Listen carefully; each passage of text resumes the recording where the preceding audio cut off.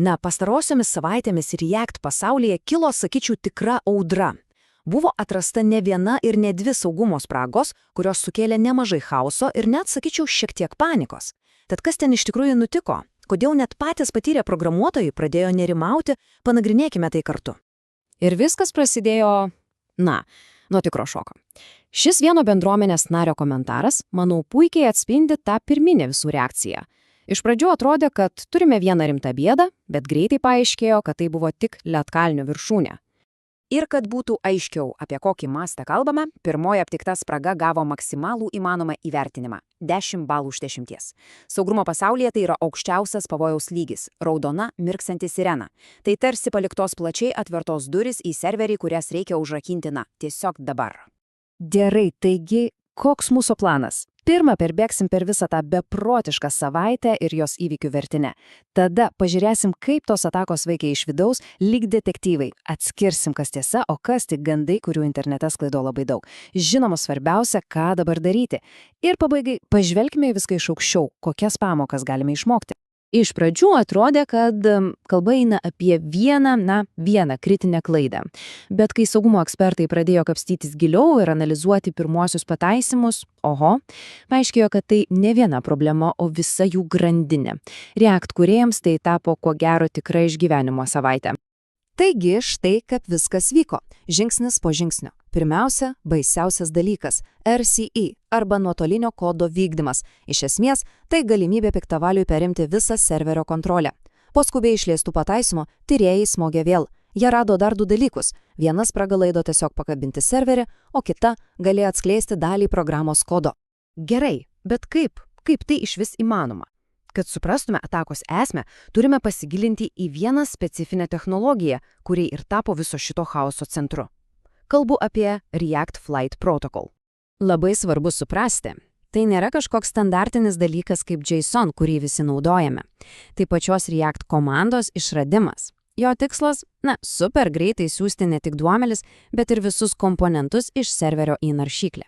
Tai yra React Server Components magijos dalis. Bet kaip matome, būtent ši inovacija ir tapo silpnąja vieta. Įsivaizduokime, kad serveris ir naršyklė bando susikalbėti, bet jie kalba skirtingomis kalbomis. Problemos ir kilo tame, vertimo procese. Tiek, kai serveris bando suprasti, ko iš jo norima, tiek, kai ruošia atsakymą. Būtent ten, tame vertimo etape, ir atsirado spragos, leidžiančios apgauti sistemą. Taigi, apibendrinant, turėjome 3 skirtingus smūgius. Pirmasis – perėjimas. Tai tarsi raktas nuo serverio, leidžiantis daryti, ką tik nori. Antrasis – užšaldymas. Tai būdas tiesiog išjungti serverį, priversti jį sustoti. Ir trečiasis – nutekėjimas. Tai rizika, kad serverio kodas, jo paslaptis tiesiog iškeliaus į viešumą. Po tokių įvykių, žinote, internete visada kyla chaosas. Daug spėlionių, daug neteisingos informacijos. Dabar pats laikas atskirti faktus nuo mitų ir pažiūrėti, kur bendruomenė klydo labiausiai. Daugiausiai diskusijų sukelia štai toks kodas, kur serverio logika rašoma tiesiai viduje komponento. Tai nauja serverio actions funkcija. Ir daugelis iškart pirštų bėdė į tai, štai, čia ir yra problema. Bet realybė visai kitokia. Pats šis kodas, pats šis rašymo būdas nėra problema. Ir kad nebūtų jokių abejonių, štai ką sako ekspertas USS Bosas. Problema buvo ne tai, ką programuotojai rašė, o tai kaip pats React apdoroja viską giliau. Toje dalyje, kurios mes paprastai nematome. Taigi, esmė labai paprasta. Klaida buvo ne parašytame kode, o pačiame React variklyje. Tarsi automobilyje būtų brokuota detalė, apie kurią vairuotojas nieko nenutuokia. Kaltas ne vairavimo stilius, o pati sistema. Gerai, teorijos pakaks. Dabar pats svarbiausias klausimas – ką daryti? Kokie konkretūs žingsniai, kad apsaugotume savo projektus? Gerai, klausome atidžiai. Tai yra veiksmų planas. Pirma. Ir tai labai svarbu, jei naudojate karkasą, pavyzdžiui, Next.js, atnaujinkite patį Next.js, o ne tik React atskirai. Antra, jei manote, kad jau viską atnaujinote praėjusią savaitę, pagalvokite dar kartą. Reikia atnaujinti iš naujo. Pirmas pataisymas – neužlopė visų skylių. Ir trečia, atsargiai su tomis skeneriai, eksperimentuojamomis versijomis. Kai kurios iš jų taip pat turėjo problemų. Na ir pabaigai pakilkime šiek tiek aukščiau virš kodo eilučių. Pažiūrėkime, ką visa ši situacija reiškia plačiau mums, kaip bendruomeniai ir visai web technologijų ekosistemai. Žinote, nors ir keistai skamba, bet tai, kad po vienos klaidos randama dar daugiau, iš tikrųjų yra geras ženklas. Tai reiškia, kad saugumo bendruomenė dabar įjungia aukščiausią pavarą.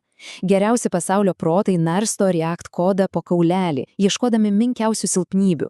Tai tarsi, geras streso testas, po kurio technologija tampa tik tvirtesnė. Ir tai mus atveda prie ko gero svarbiausios pamokos. Riba tarp to, ką vadiname frontend ir backend, tiesiog nyksta. Kai tokios technologijos kaip React pradeda tvarkyti su serverio logika, mes privalome ją žiūrėti taip pat rimtai, kaip į bet kurią kitą serverio sistemą. Žaidimo taisyklės pasikeitė. Ši istorija, ji ne tik apie React, ji apie visą mūsų sritį. Inovacijos lekia tiesiog kosminiu greičiu, atveria mums neįtikėtinas galimybes. Bet tai palieka mus su vienu labai svarbiu klausimu. Kaip mums, kaip kūrėjų bendruomeniai, užtikrinti, kad bėgdami į priekį nepamestume saugumo?